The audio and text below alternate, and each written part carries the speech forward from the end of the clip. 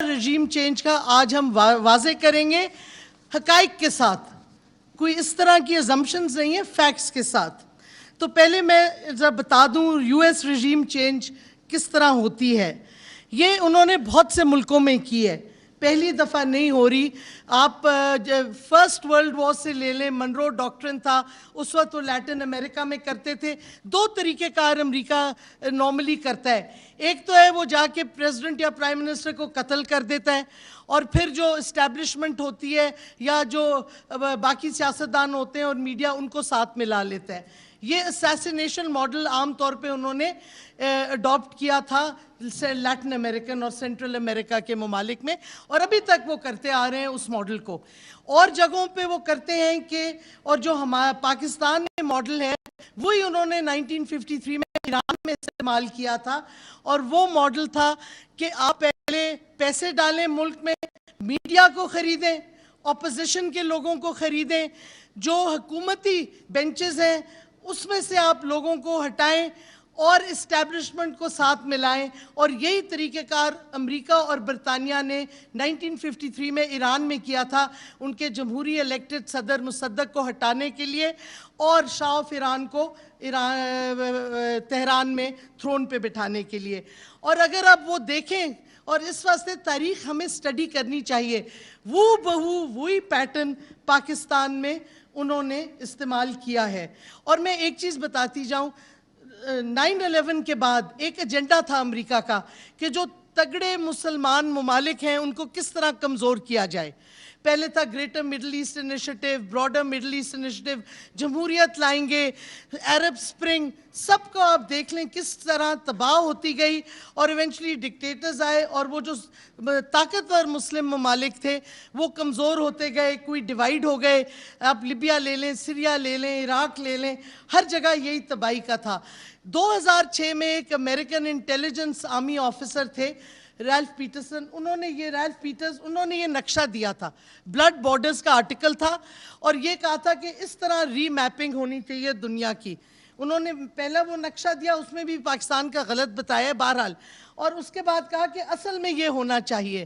اور اگر آپ دیکھیں 9/11 کے بعد، 2006 کے بعد کدھر کدھر گڑبڑ ہوتی گئی ہے اور کیا کیا ان ممالک میں ہوتا گیا ہے، تو یہ ایک ایسی فکٹیشس نقشہ نہیں ہے، امریکہ کا لانگ ٹرم ایجنڈا ہے، اور اس میں پاکستان کو کمزور کرنا اور توڑنا بھی ہو سکتا ہے۔ اب آپ کو میں بات لوگ کرتے ہیں سائفر کی، اگر آپ جو آیا، 2 آفیشل میٹنگ تھی، ایک امریکن نیشنل سیکیورٹی ایجنسی اور اسٹیٹ ڈپارٹمنٹ کا بندہ اور ہمارے ایمبیسڈر کے درمیان نوٹ ٹیکرز ساتھ تھے، انہوں نے ایک جو پیغام امریکنوں نے بھجوایا آفیشلی، اس کی 3 چیزیں بہت اہم ہیں جس سے واضح ہوتا ہے کہ یہ سازش تھی، صرف مداخلت نہیں تھی۔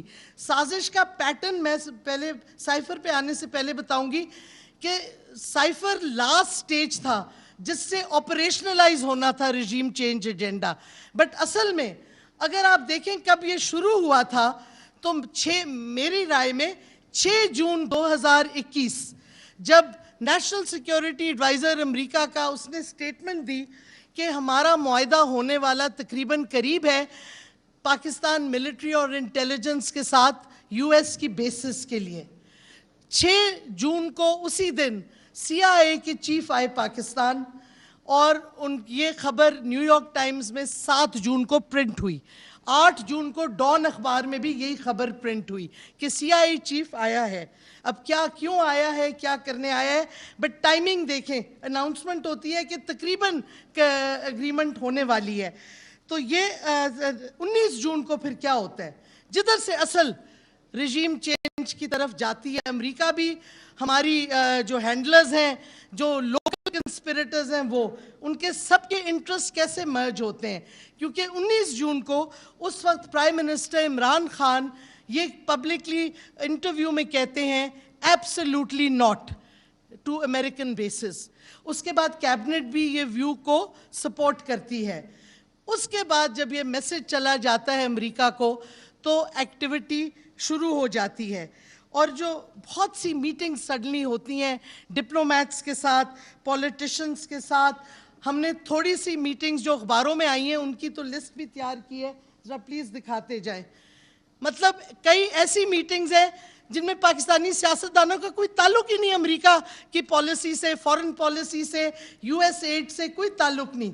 کس طرح مل رہے ہیں, کیوں مل رہے ہیں, یہ سوال اٹھتا ہے, لیکن یہ فلری آف ایکٹیویٹیز ہو جاتی ہے. اب سوال اٹھتا ہے کہ پاکستان کا مافیا, یہ لوٹرز جو ہیں, ان کو کیا جلد بازی تھی اس وقت؟ ان کو یہ جلد بازی تھی کہ ان کے کیسز میچور ہو رہے تھے. تو جب سوال لوگ پوچھتے ہیں نا وائی ناؤ, اب کیوں, جب معیشت بھی اوپر جا رہی تھی, سارا کچھ سٹیبلائز ہو گیا تھا, کووڈ سے ہم نکل آئے تھے, اس کا جواب بڑا سمپل ہے. اس واسطے کہ اس سے پہلے کہ بہت زیادہ معیشت سٹرونگ ہو جاتی اور زیادہ سٹیبلٹی آ جاتی, رجیم چینج لازمی تھی اور ان کے کیسز میچور ہو رہے تھے. تو انہوں نے تو اپنا NRO 2 لینا تھا اس سے پہلے کہ ان کی سزائیں ہو جاتی. تو یہ مرجنگ آف انٹرسٹ آ جاتا ہے. اور اس کے بعد انٹرسٹنگ ایک چیز اور ہے, جو ہینڈلرز یا نیوٹرل کی آپ بات کرتے ہیں کہ ان کو کیا تھی, مے بی ان کی ویژن تھی کہ امریکہ سے زیادہ تعلقات ہوں. بڑی انٹرسٹنگ بات یہ ہے کہ 23 اکتوبر 2021 کو CNN سٹوری پرنٹ کرتا ہے کہ بیسس کی نیگوسیشن تقریباً کمپلیٹ ہو گئی ہے, جس پہ سوال اٹھتا ہے کہ جب پرائم منسٹر کیبنٹ نے کہا ایبسولوٹلی ناٹ, تو کون نیگوشیٹ کر رہا تھا اور کس کے لیے نیگوشیٹ کر رہے تھے پاکستان کی طرف سے, یہ سوال بھی اٹھتا ہے. تو سارے دیکھیں کنسپیرسی شروع ہو جاتی ہے جون میں, اور پھر سائفر ایونچولی آتا ہے. اور میں بس جلدی سے سائفر کا بتاؤں گی کہ اس میں 3 بڑے اہم پوائنٹ ہیں جس سے واضح ہو جاتا ہے کہ یہ سازش تھی اور سازش کے تھرو پھر مداخلت کی گئی. پہلی بات اس میں وہ لکھتے ہیں کہ پرائم منسٹر کا جو وزٹ تھا روس کا, وہ سول ڈیسیجن تھی عمران خان کی. اب سوال یہ اٹھتا ہے, یہ نیشنل سیکیورٹی کمیٹی کی منٹس میں بھی آیا ہوا ہے کہ یہ کنسنسس کی ڈیسیجن تھی.